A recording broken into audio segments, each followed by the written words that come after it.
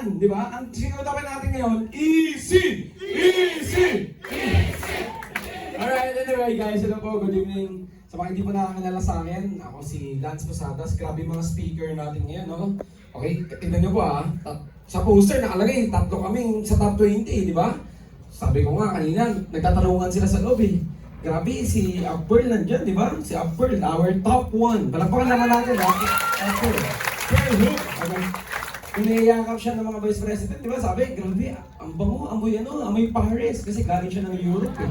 Diba? Galing siya ng Europe. Si Aya naman, dumating si Aya. Niyakap din si Aya. Diba? O, sabi niya naman, grabe, ang bango na ni Aya, amoy US. Okay, ako, lumapit na ako. Ako, ano amoy? Sabi ko, amoy LA. Bakit LA? Lower Antipolo. Kakalang nila ha, may panlaban tayo dyan. Anyway guys, so gusto ko magpakilala sa nakakarami. Ako si Lance Posadas, nag-start po kami sa EC way back 3 years ago. So for the past 3 years, yung community namin, yung team namin, somehow nagkaroon naman ng result. So last update namin, for the past 3 years, we created 46 Millionaire Circle members. For the past 3 years, meron namin 26 car achievers. Okay? Tinigil ko ang encoding namin eh. So for the past 3 years, parang nakapag-encode kami na parang around 35,000 parang. Basta estimate monthly, meron 1,000 encoding every month yung buong The VIP Club, yung buong team namin. Okay, ngayon, gusto kong sabihin lang agad lahat sa lahat. Yung success na na-create ng team namin, okay, yung success na nabuo ng The VIP Club, nanggaling po yun dahil sa merong strong foundation yung company natin. As you all know, gusto ko po itong i-share sa inyo. Point of view o perspective ng isang network marketer, galing din sa ibang company. Okay, so hindi nakakalam, galing po kami sa ibang company. Okay, kaya nga 3 years pa lang kami dito sa EC. Pero ako, 10 years na ako nag-network. Tingnan nyo po ito Galing kami sa ibang company. Alam nyo ba, bago kami lumipat dito sa EC, ang tawag namin sa EC, Dream Company. Okay? Totoo, Dream Company. Okay yun. Ngayon, may mga nanonood dyan sa FB Live ngayon. Asan sila? Sa FB. Hello? May mga nanonood dyan na kagaya ko rin siguro before. Galing din sa mga taga-ibang company rin. Sumusubaybay.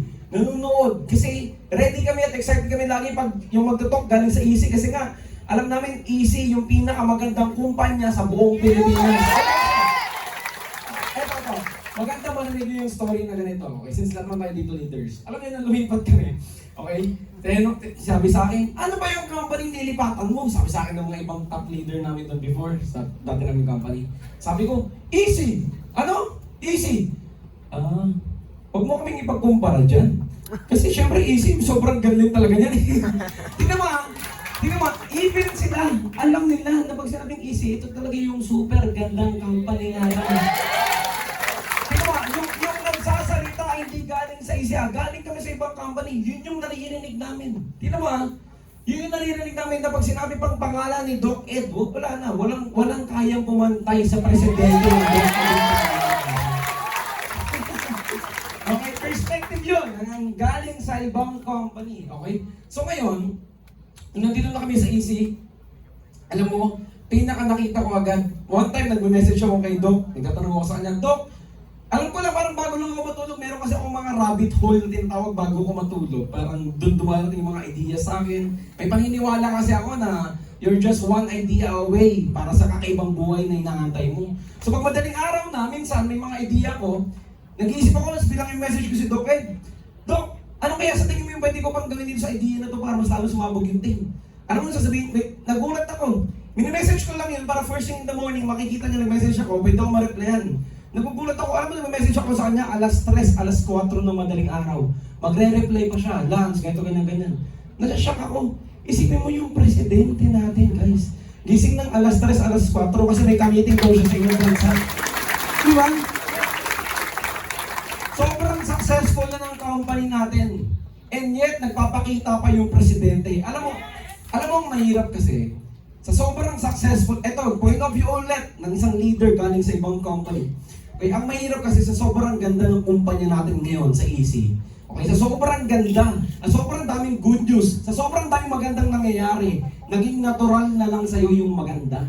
Hindi mo na na-appreciate kasi nga normal na sa'yo eh. Normal lang maganda. Normal lang may good news. Normal lang nagpapakita yung presidente. Sa ibang kumpanya, hindi mo na makita yung mga CEO. Sa ibang kumpanya, hindi na nagpaparamdam, hindi na nagsasalita ng ganito yung presidente. Kaya sa atin, magtatok na yun dito, isipin mo yun, di ba? Okay? Na sobrang ganda ng kumpanya mo. Sanay na sa'yo yung mga normal na ginagawang maganda. Pero alam mo sa iba, big deal yun. Big update yun. Di ba? Kaya palagpakan mo, nasa isip ka, di ba? Okay. Oh. Pangalawa, okay? Oh, and of course, syempre, sabi nga, the VIP Club, gusto ko lang pong ipagsigawan na sa yung team namin, the VIP Club. We are the strongest team here in Luzon. And, ba't ko sinabi? Kasi the VIP Club, syempre mag-i-stay kami sa AC hanggat andyan si Doc Ed. Hanggat andyan si Doc, buong team namin, syempre nandito kami. Oh. Ngayon, ito po, gusto kong sabihin po sa inyo lahat, as a leader, since leaders meeting to, okay, lahat naman tayo dito, leaders. Yung decision natin, napakalaki ng impact nun sa buong community natin. Okay, ako lagi ko sinasabi, kahit isa lang yung downline mo, tandaan mo. Pag natulungan mo yan, okay, yung decision mo, malaking factor sa decision ng downline mo. Okay, tignan mo to ha, pag magde-decision ka, huwag mong titignan lagi yung sarili mo. Sabi ko nga sa team ko, may dalawang klaseng magandang idea. Yung isa, good idea. Good idea. Anong ibig sabihin ng good idea? Kikita ka. Pero may isa pang mas maganda dun. Ang tawag, God idea. Ano yung God idea? Kikita sila. Diba? Dapat ang pinafocus natin yung kikita yung community natin. Ngayon, tinan niyo po. Oh. Yung desisyon natin, malaking factor sa magiging desisyon ng life ng community natin. Isang buhay na matulungan mo, hindi lang isa yun. Kasi pag napayaman mo yung kahit isang downline mo, yung buong pamilya nun magpapasalamat sa'yo. So be very careful sa mga magiging desisyon mo. Kasi yung desisyon mo, maraming taong maapektuhan doon. Kaya alam mo po, gusto kong i-share sa inyo since lahat naman tayo dito, leaders na. Ito yung gusto kong sabihin sa inyo. Listen up guys. Bilang isang leader, pag may isang downline kang nawala, okay? Pag may isang downline kang nawala, anong nararamdaman mo? Siyempre, nanggigigil ka, okay? Pag matured na leader ka, okay? Pag matured na leader ka, natural sa atin na kino-convert natin yung mga pangit na nangyayari sa atin para gamitin as gas, para lalo natin galingan. Tama ba? Yes! So bilang ikaw, bilang isang matured na leader, pag meron kang isang downline na wala, meron kang isang crossline na nawala, o merong hindi magandang nangyayari sa life mo, pag matured na leader ka, ginagamit mo yung sitwasyon na yon by bilang gas para lalo mong galingan. Kung ikaw matured na leader ka, ganun ka mag-response. Ano sa tingin mo yung magiging response ng presidente natin ngayon? Diba? Kaya alam mo, comment-chat namin sa kanya, Doc, sobrang excited ako. Personal message ko sa kanya, Doc, sobrang excited ako. Excited akong tignan ano yung magiging galaw mo ngayon sa kumpanya natin. Kasi alam mo, sobrang daming good news na paparating! Diba? Sobrang daming update na ngayon sasabihin.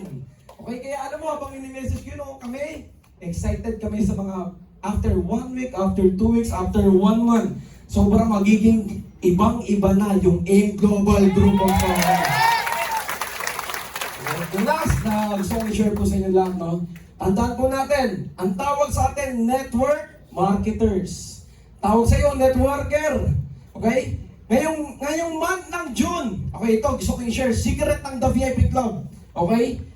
Secret ng The VIP Club, networkers tayo, network marketers tayo. Wala ka sa showbiz. Tandaan mo to, wala ka sa showbiz. Hindi ka artista para makichismis. Sa sobrang chismis mo, wala ka ng direct. Sa sobrang pagiging artista mo, wala ka ng kita. Diba? Pucha, ano ba tayo? Diba? Frustration. Ano ba tayo? Network marketer. Sabihin mo sa katabi mo, networker ka! Networker ka! Bumawi ka, sabihin mo, hindi ka artista! Tama, di ba? Tama ba? Alright. So to end my talk here, guys, again, I'm Lance Posadas, the founder of the VIP Club. We will stay strong. Diba kasi nasa solid na kumpanya tayo.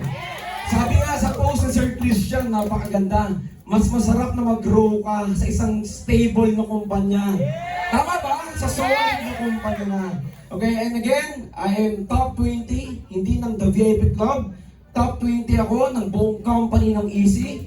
And ready ako mag-serve para sa inyo lahat. Okay? Excited nga akong i-share din kay Doc. Gusto kong sabihin, Doc, what if mag-rate tayo ng Zoom training? Kasi pag 7th floor, di na kasya eh. Gusto ko i-suggest kay Doc, Doc, what if mag-rate tayo ng Zoom training para ituro ko sa buong Easy kung paano mag-start ng sariling system nila online. Gusto mo ba malaman? Kaya para mag-rate, mag-suggest din ako ng mga pwedeng ituro sa inyo. Paano yung gagawin pa mag-start kayo ng sarili ng project online sa lahat ng buong Easy. With that,